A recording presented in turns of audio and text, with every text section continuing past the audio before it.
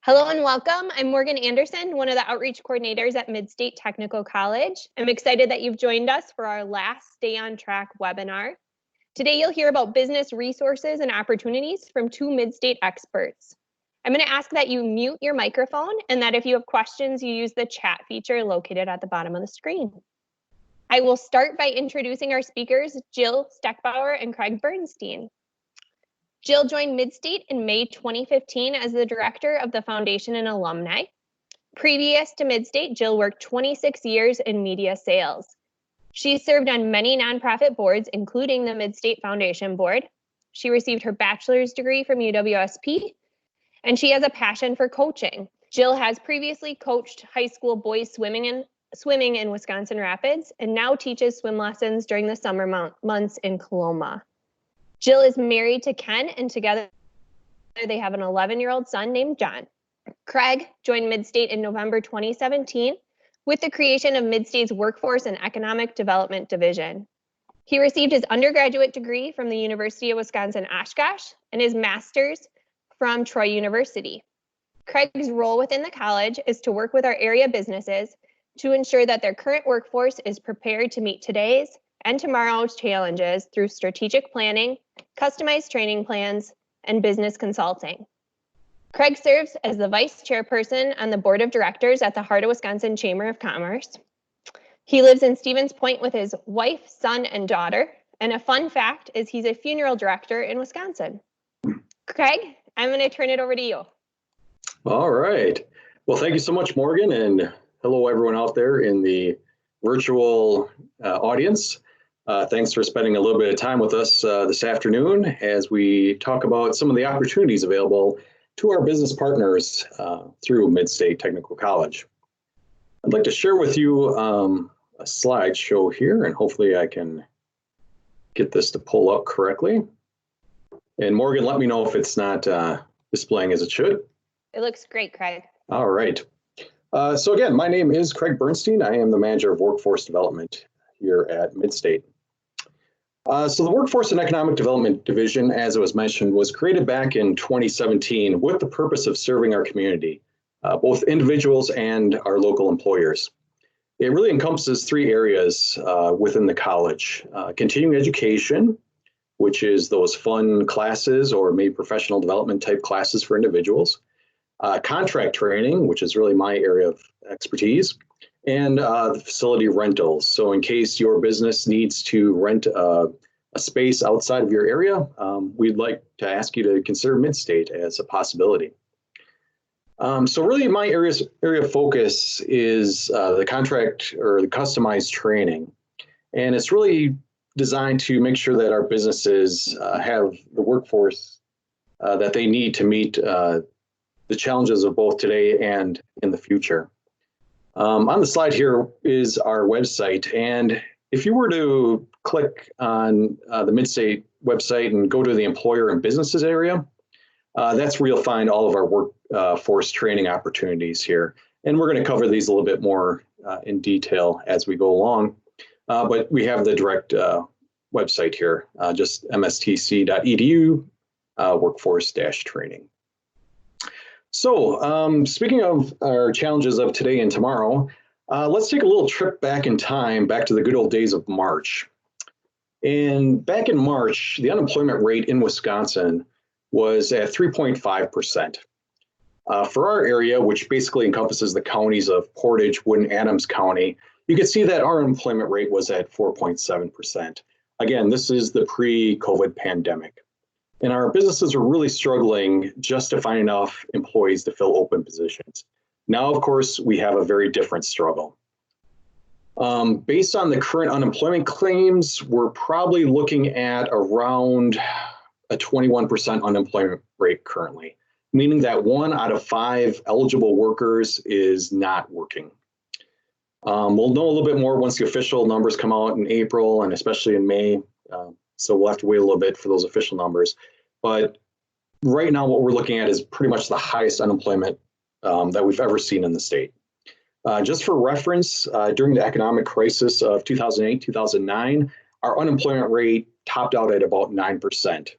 The highest that we've seen in Wisconsin was back in the early 80s, 81, 82, and that was around 13%. So we're pretty much doubled at this point right now. So that's going to really impact our employers who went from a situation of not being able to find employees to perhaps there not being enough jobs for employees. It's all really going to come down to what we have as far as the unanswered questions during this unprecedented time. Now, is this really just a temporary blip? Are we going to be able to return to quote unquote normal? And we just had the Supreme Court's ruling last night, which we're still trying to figure out what that means. Basically, as long as there's no county restrictions from the county health department, businesses are pretty much free to open. There's no longer any restrictions that are enforceable on crowd size or store capacity, any sort of thing like that. So it's going to be up to our individual businesses to really decide how they want to proceed in a safe manner. When do we bring our employees back? When we do bring them back, how are we going to keep them safe? These are all considerations that are really going to play an important part as we move forward here. Hopefully, and what we've seen in China as they've recovered is that this was just a temporary situation. People were locked down, not working. When things started to reopen, they saw consumer index going right back up to where it was pre-COVID levels. So we'll see if that's our case here in Wisconsin as well. But our current workforce view, again, this is pre-COVID-19. 25% of our workforce was retiring.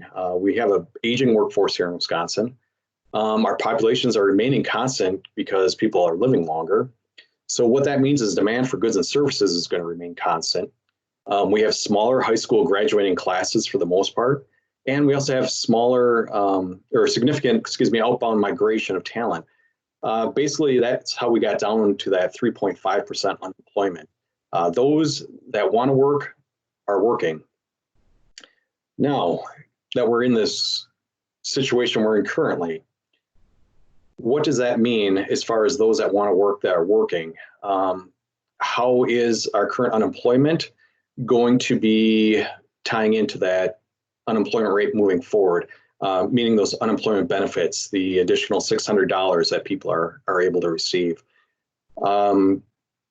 When employers call back those employees off of unemployment, the employee does not have the right to refuse work. And it's up to us as employers to make sure that we're notifying DWD saying, hey, we do have eligible work. These people need to come back to work and get off of unemployment at that point.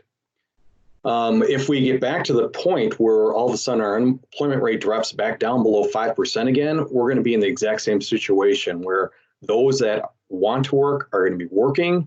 And what that means is that we're going to have to keep those workers that we already have. How do we do that? Well, it's all about retention, right? Retention is going to be the key to keeping those workers that we have. And that key to retention is engagement.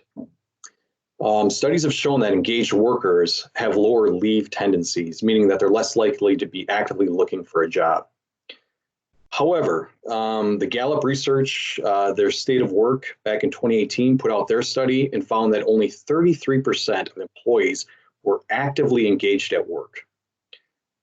What that means is that there's 51% of employees who are either disengaged or actively disengaged, meaning that they're, causing problems or issues at work.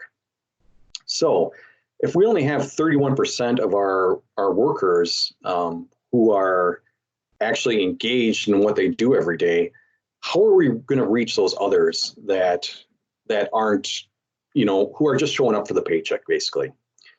There's a couple different approaches that we can take. One of them is creating an incentive program, right? Those that are motivated by money or perhaps non-monetary rewards, such as some recognition type programs, we can use those to engage them. We can create career paths, meaning that for those employees who want to always be, leveling up, cross-train them in different areas. We can offer mentorship programs, which is going to be different than coaching. Mentorship is more of a holistic approach where we're not only talking to them about their career opportunities, but also about life choices, where they see themselves moving forward, as opposed to coaching, which is just getting those skills, developing those skills to be better at their job. And finally, we need to be offering training and development opportunities. By offering those opportunities, we can create a situation where employees feel like the company is investing in them. And this is really where my efforts can help your organization, is offering those training and development opportunities. Especially at this time when people are at home, we have a real opportunity to reach them where they are. When I approach a business, I like to take that whole business approach using what I call the ADDIE model, the ADDIE approach to developing training programs. It starts with our needs analysis. I need to find out exactly what it is that you're trying to improve with your employees, where you think those gaps are, and how they fit in with your organizational goals. It doesn't make a lot of sense to put forth a customer service training type plan without first looking at the organization's overall mission. Is customer service important? Are we just looking at being a low-cost leader? What is that overall business strategy? So once we do that needs analysis, we need to develop the objectives of the training program. That program is going to be based off of three things: the organizational analysis, the actual task analysis, and then the person analysis as well. Are the people actually ready to be engaged in a training program? And then, of course, the design of the training program. Is it going to be online? Is it going to be a classroom face-to-face? Is it going to be a hybrid of those?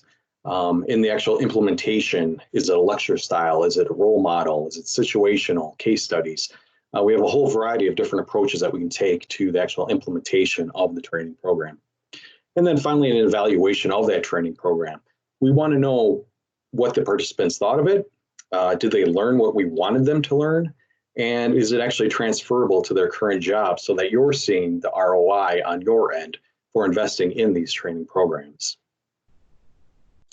What types of training are available? Well, we have everything from industrial technical training to safety training to soft skills training to office technical training to leadership and management training.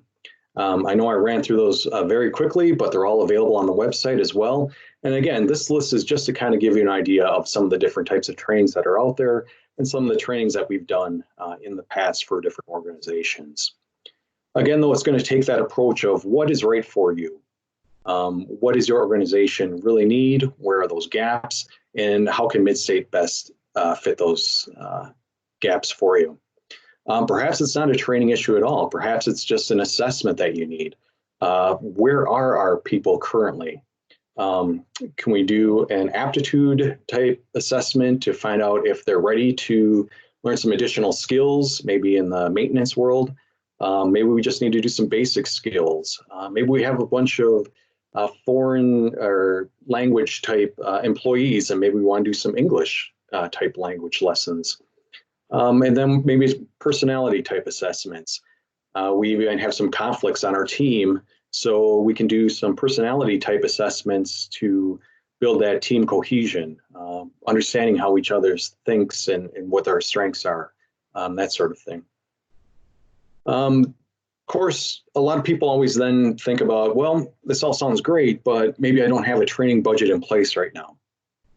What can Midstate do to help me cover some of these costs? Well, we're pretty lucky here in the state of Wisconsin. We have what we call the Workforce Advancement Training Grants, or the WAT grants. And what this is that the state of Wisconsin has set aside $4 million annually specifically for workforce advancement training, meaning that your training plan can be partially funded by grant dollars from the state government. This grant is distributed exclusively through the Wisconsin Technical College system. We write competitive grants with the other 15 technical colleges in the state. And those grants can be awarded from $2,500 all the way up to $200,000. Usually they cover about 50% of the training costs, and we have to complete that training within a year normally. Now, in our current situation, the deadline was May 1st. That now has been expanded to June 15th, or extended to June 15th. So we are currently in the process of writing some workforce advancement training grants. So it's a great time to contact me. We'll sit down, we'll talk about your situation and see what's the best for you. Hey, Craig. Yes. We've got a few questions that came in. Sure. First, how does someone apply for a WAT grant? That's the nice thing about the WAT grant. It's the college actually writes the application. All we have to do is just sit down together and figure out what is your training plan. What does that look like? Whether that's a 4-hour customer service refresher, or if that's a 36-hour industrial maintenance hands-on type training. Once we have that plan in place, we'll take care of all the paperwork on our end. The only thing the business organization has to do on the back end is after the training is completed, they fill out a survey with the state, and that's the extent of their paperwork. Great. A few more questions that came in. Is there a minimum number of employees to meet a contract training? No, there's not. I will say this, though, the way that we structure our contracts is it's based on the instructional hours. So a contract is going to be based on how many hours an instructor takes to develop and to actually provide that training. So it may be cost prohibitive for a company to put on a training for just one person if it's for an extended period of time. In that case, we can offer what we call a technical assistance contract, where it's not actually instruction, but perhaps the employee is going to sit down with our instructor one-on-one and just receive some technical assistance. Maybe it's on building a website or social marketing plans, media type plans. Those type of contracts, again, are based on the hours, not necessarily based on the number of people in the classroom. Awesome. And can training be customized, or is it a templated content? Nope, it's actually always customized to what the employer needs. Whether that's, date, time is all customizable. If you need something early in the morning or between shifts, you want us to come in at 5 a.m. to cover the third shift that's just coming off, that's total customizable for our employers. And again, it's going to be based on the development of those objectives that we're going to sit down and figure out together based on what your needs are. Great. And then given our current COVID-19 state, are we able to do face-to-face or in-person on-site trainings? Yes, we are. Currently, the college will be reopening to the public, I believe in June, beginning of June. However, as long as the employer has employees on site and we can safely follow social distancing guidelines and perhaps it's the use of face masks or protective barriers between people if we can't separate by 6 feet. As long as it's a safe situation for our instructor to be in that employer's area, we can definitely do face-to-face instruction at this time. Okay, thank you. We just had another question pop in. Sure. So we've talked a little bit about how everything's customized, but can we look at interns or youth apprentice joining in the trainings? Absolutely. So whenever we devise a customized training plan for a company, the company is the client, and they're going to tell us who is allowed to take that class. So that customized training is going to be a private contract between the college and the employer. The employer will say, I want these 10 people or these 20 people in this training. And that 20 people could be employees, they could be interns, they could be potential new hires that they want to go through a training before they're actually employed. The employer is going to be the client that tells us who takes this class. And it won't be open to the public. Great. Thank you for answering those questions. Sure, of course. And that really about wraps it up. Again, when you come out to our website for the workforce development and the actual training website, the workforce training website. You'll see a link here for talent development courses. Once we're able to start offering those courses face-to-face on campus, please check here, the schedule will be there. UGOT Class is a partnership that we have with a third party that offers some online courses. Again, these are not credited courses through the college. They're just some third party type classes that we can offer. Everything from business communication to bookkeeping to project management. Those types of courses can be found there. And then there's more information about the workforce advancement training grants there as well. Craig, is there a fee associated with the UGOT Class courses? There is. Yep. I believe each of those classes are $295 a piece, or you can take a series of them for a discount, I believe. I don't know that right off the top of my head. Sorry. Thank you. Yep, it's okay. And there's my contact information. If you'd like to email me, feel free, give me a call, connect with me on LinkedIn. I do put out a monthly newsletter called the Upskill Update. So if you'd like to get a copy of that, the latest edition should be on our website as well, but be happy to get you onto our mailing list as well. Any additional questions for Craig? And we'll have time at the end as well if you think of anything. Thank you, Craig. We'll turn it over to Jill. Hello, I'm going to try to share my screen as well. Similar to Craig, you may ask, how does the foundation fit into workforce?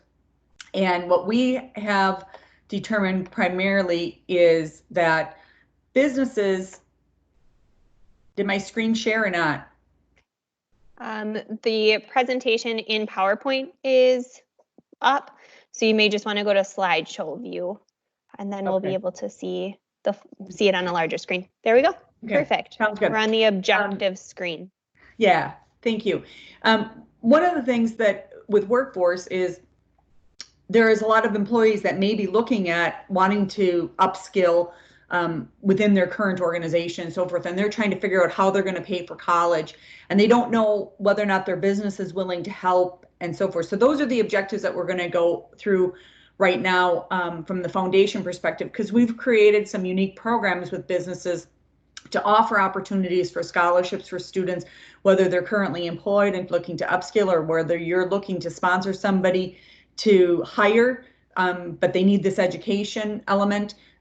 There's opportunities out there for businesses to get involved with the foundation through a scholarship portion, and also build your workforce that way. As Craig said, the workforce picture looks totally different today than it had even 6 weeks ago. So with that, elements can change, but businesses still seem very optimistic about how we're going to come out of this. And I believe we're hopefully going to go see the trend like China had as far as going back to the norms previous to COVID. So most students, when they're looking for education, they're looking at how are they going to pay for it. And most of them are thinking they have to private pay. Traditionally, colleges have a foundation for scholarships and so forth, or there's community foundations out there for students of all ages to apply for scholarships. However, one of the unique programs that we started here at Midstate was called Sponsor a Scholar.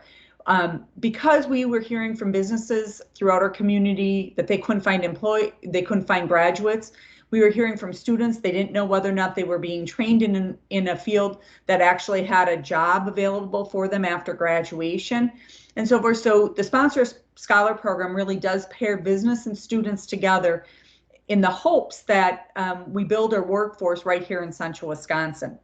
So this is just some information about it. Students are asking, how am I going to pay for college? If they're a previous college student, they may have loan debt, and they're realizing now that they've been out in the workforce, they want to upskill in so they can get a better job within your organization, or whether or not they want to just try a different area within your organization. And they have previous student loan debt, so they really can't afford to quit a job to start school to try to improve on their education. So students are wondering, is there options out there for that? They also want to know if they're able to find a job, in that career. And a lot of them are asking if there's paid internships. According to the Institute of College Access and Success, 70% of Wisconsin college graduates are in debt due to student loans. So that's either previously, and people are re-entering in the education world to get a second degree, or it's even high school students that are going to be your next generation of employees in your organization after they get done with school. 70% is huge. If you think about that if our college graduates are 70% of them are in debt, that means they can't buy a house. That means they can't buy a car. They can't have that spendable income after that full-time job after graduation. They'll be paying down their student debt. So this is an opportunity for businesses to help a student along the way and get some benefits in the process. So businesses have been telling us they are struggling to find recent college graduates with the education and soft skills needed for their industry. They are also spending a huge amount of money on resources for recruiting. And then they train new employees for a year or more before they're truly productive. According to Retaining Talent, it costs to recruit and train a new employee can be as much as 50 to 60% of an employee's annual salary. So if you think about that, if an annual salary is $40,000, you're talking $25,000 to train them, and you still don't know whether or not they're a fit within that first year of hiring them. So Sponsor a Scholar is one of those programs that helps with that, and hopefully helps minimize the recruitment cost, but also gives you the benefit of building those soft skills throughout the first couple years before they become a full-time employee with you. As far as labor force shares, this is the statistics of the age groups that are going to be employed by 2028. As you can see, that our workforce is pretty much going to be divided between 20 and 25% in every age group out there, including the 55 plus. Is going to be 25% of our workforce by 2028. So we can't dismiss that population that is looking possibly to change their career or grow in their career or get a new educational level. We have to be able to focus on those needs so we can retain those employees and retain them for the long haul, because they're going to be out there. So I just found that a very interesting source of information. Sponsor a Scholar was designed to offer students up to $10,000 for their program diploma, including tuition fees, books, and tools for their degree. You may ask why the $10,000. The average program cost for a 2-year program at Midstate runs around $15,000. So this shows there's skin in the game still for the student, there's skin in the game for the employer, and there's skin in the game for the college to help make sure that these students succeed while they're doing this program. It is also designed to offer a business, a student to sponsor, have them intern for them, and also commit to working for their business for a period of time after graduation. You ask why we do this, and it's so that you don't invest all this time up front and then you don't have an employee at the end. What we have found with the students that have been in this program, they have found that they really like that whole 2-year element where they are mentoring with the organization, learning the whole business culture that during that 2-year time for their internship, the flexibility of the businesses to be able to work around their school schedule for that internship so they can get paid for their internship, but also go to school and maybe not have to work 2 or 3 jobs to try to get their education. And the biggest benefits of this program is it keeps trained workers here in central Wisconsin. It minimizes businesses' recruitment costs. It minimizes the students' debt, and students have the peace of mind that they'll have employment after graduation. Students also have the ability to get through the program in a lot of time. We find a lot of our students, because of their work, juggle family schedule and so forth, they're taking longer because they have all those other commitments. If they had a business sponsoring them, they could get through the program in a lot of time because somebody is helping them with their tuition and work through that process.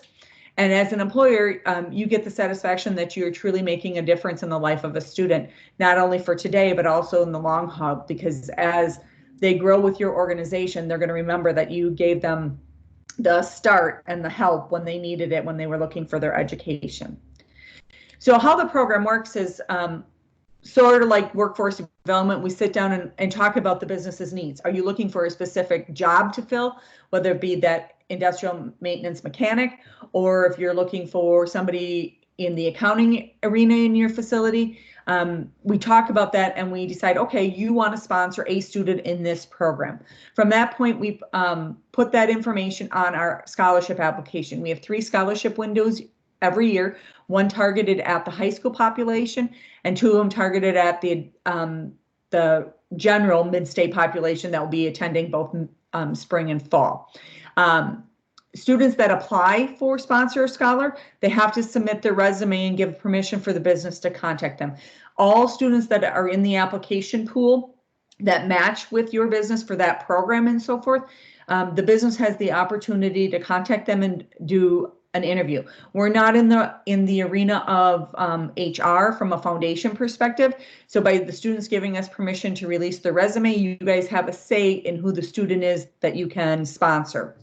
Businesses review the applications and interview the students. You make your recommendations on your top 3.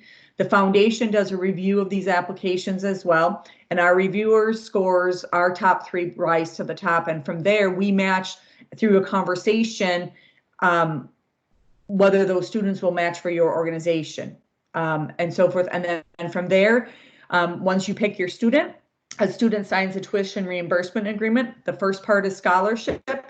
The last 3/4 part is tuition reimbursement, and it's based on GPA requirements and their internship expertise as far as how they are following those guidelines. And we talk and engage every semester in regards to how they're progressing, and the student must submit their transcript to the business. And we just ask, after the tuition reimbursement agreement is signed with the student, then you send it to the foundation office so we can keep it on our radar, and then we start the process. So all of this is done pre the students starting their classes, which has worked out really well for making sure you have the right fit for your job in the end. I just pulled up a business management 2-year program just to give you an idea. The first semester is the scholarship, and the second, third, and fourth semester would be those direct pays. The tuition reimbursement would be based on the direct pay portion of it. And we have some organizations that in their tuition reimbursement agreement, they have an interest rate if they wanted to charge if the student, quit after a year after graduation or what have you. But those details we can work out as after we talk. And we do have a template for businesses. So if you don't have a tuition reimbursement program currently in your organization, we can help give you a template of how it can work here for Central Wisconsin. Overall, the Sponsor Scholar is a win-win partnership. Students are motivated by the investment businesses make in them. Businesses save big on recruitment and retention efforts, and students are faster to employability and more employable thanks to the financial support to complete the program quickly. Businesses, you help produce employees that are highly trained upon graduation with the right technical and soft skills to succeed. Because you are working through them through the 2-year program with that mentorship and internship, we have found that students are finding out and learning about other areas of an organization other than the one that they're currently looking to be hired for. We've had some employees put people in customer service or in billing or in maintenance, even if it was an accounting position, just to understand how everybody's role is important in that organization to have that appreciation. So when they start the role, they understand why it's important to do things the way they do. Currently on our scholarship window that is currently open for students that are going to be enrolled in fall with Midstate, we have 13 programs that businesses are currently sponsoring, everything from stainless steel welding, which is a 1-semester course, all the way up to our 2-year associate degree programs in business management, accounting, industrial mechanical technician, and a variety of business industries that are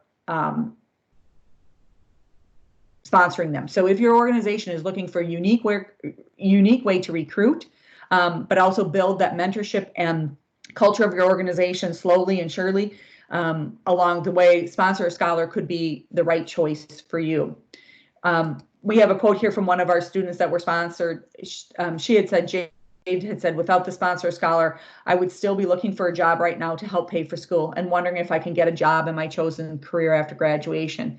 She was one of our first students that went through the Sponsor a Scholar program, and she's still currently employed with that organization 5 years later. So it truly shows that these students will stay in Central Wisconsin and continue to build the workforce and the community that we want for our future here in Central Wisconsin. And the last slide, the last couple slides here is our scholarship window closes on May 28th. So if there is any students out there or you know of any students that are going into any of those programs that I mentioned, or if you're interested in learning more about how you can sponsor a scholar, please reach out. The scholarship window is there. You can take a look as far as how the scholarship would work. But why should a business consider sponsoring a student? It keeps your trained workers here in central Wisconsin. It minimizes your business recruitment costs. It minimizes the student debt, and students have a peace of mind that they will have employment. And you have the satisfaction that you truly made a difference, not only in the life of the student, but a future employee. So if you're interested in hearing more, what are the next steps? You can reach out to the foundation at mstc.edu. I get those emails. My phone number, 715-422-5322. We will customize a plan just for your business, and we can get you an employee in the very near future. Thanks, Jill. We have a few questions that came in.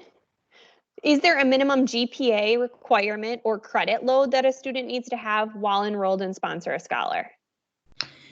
Well, originally when we started it, yes, there was a 2.5 GPA and a minimum credit load of being at least 12 credits or more per semester.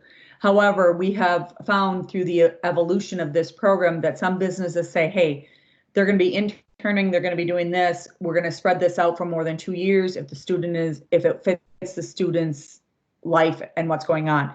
And that's why that tuition reimbursement agreement conversation is so important, because at that time you can really learn as an employer what the student needs to be successful. And if that means it needs to be three years versus 2 years, we will adjust that criteria and the payment schedule to fit that. Okay. And what would happen if a student didn't work out? Well, if a student didn't work out, let's say they went through the whole program and they had committed to working for you 2 years after graduation.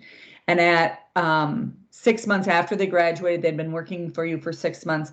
What we do is we prorate that $7,500 based on what they didn't commit. So it would be 75% of the $7,500. They would then be required to pay you back. And that would be all in your tuition reimbursement agreement about how you would do that, whether you'd hold the last paycheck, whether or not you would send them a monthly bill to pay that off, and so forth.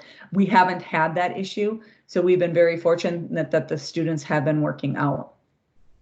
Yeah. And you've talked a little bit about how the contracts can be customized, but is there a recommended contract time that a student should be working after graduation? Well, we like to say that if it's a 1 semester, like the stainless steel welding program, we like to say in the contract it should be 6 months after graduation, because that was the commitment of 1 semester. For a 1-year technical diploma, like the accounting assistant and so forth, we recommend 1 year. And then for the 2-year program, we recommend 2 years. Right. And you mentioned while they're going to school, they're also working for this employer. Is there a minimum pay rate that a business must commit? No, we haven't really given a minimum pay rate. We recommend what the average internship rates are going anywhere from $9 to $12, depending on the organization.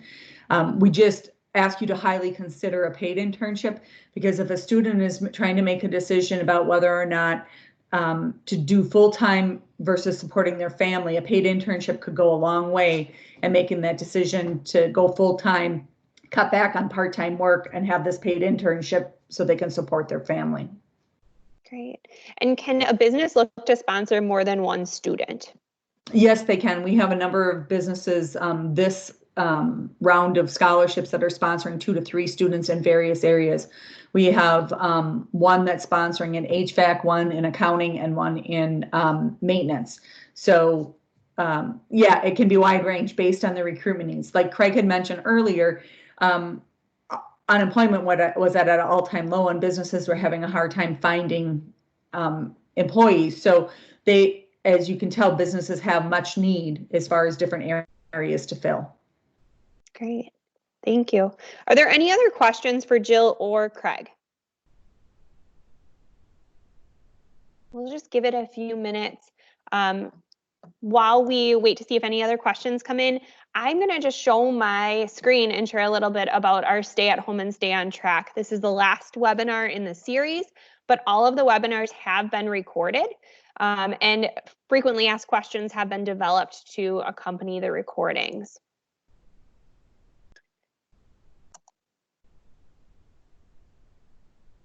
Can you see the Stay at Home website?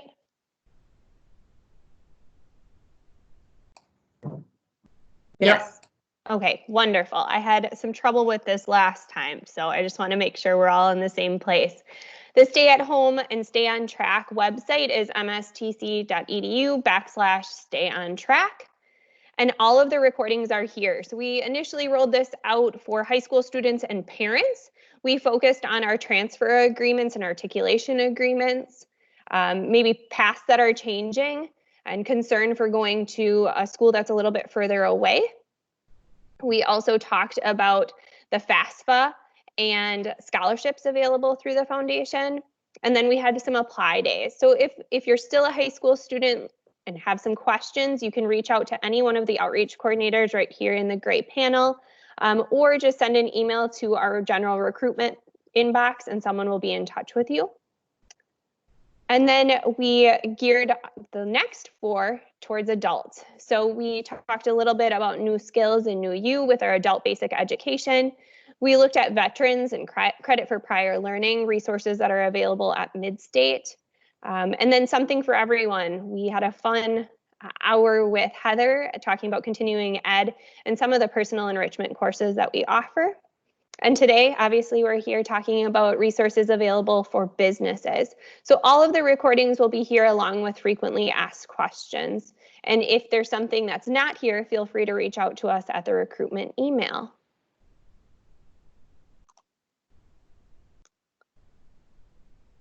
We do have one more question that came in. What is the most popular training business issue? Craig, that's for you, I think. Yeah, I would assume that was for me. I would say probably what the biggest request I receive is for, well, I'm gonna put it in 3 different categories for you. The first in the soft skills is probably just the business professionalism. It's especially when we had low unemployment rate and employers are just grabbing whoever they can off the street.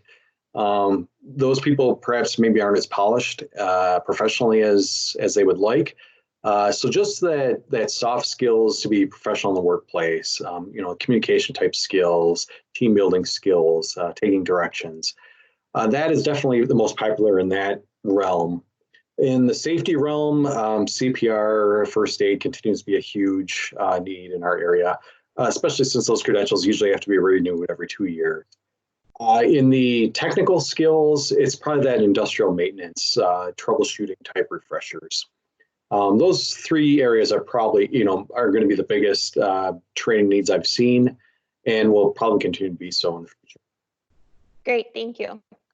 And Jill, we had another question pop in for you as well. If someone is ready to consider sponsoring a scholar, who do they reach out to? They can reach out to the foundation office, myself. The easiest way would be send an email to the foundation at mstc.edu. I get that.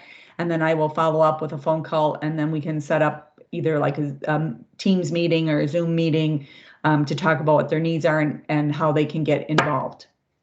Awesome. Well, thank you both for sharing your expertise with us and joining us for this lunch hour. Appreciate it. Thank you for having us. Absolutely, yes. Thank you so much. All right. See you later. Bye. Bye.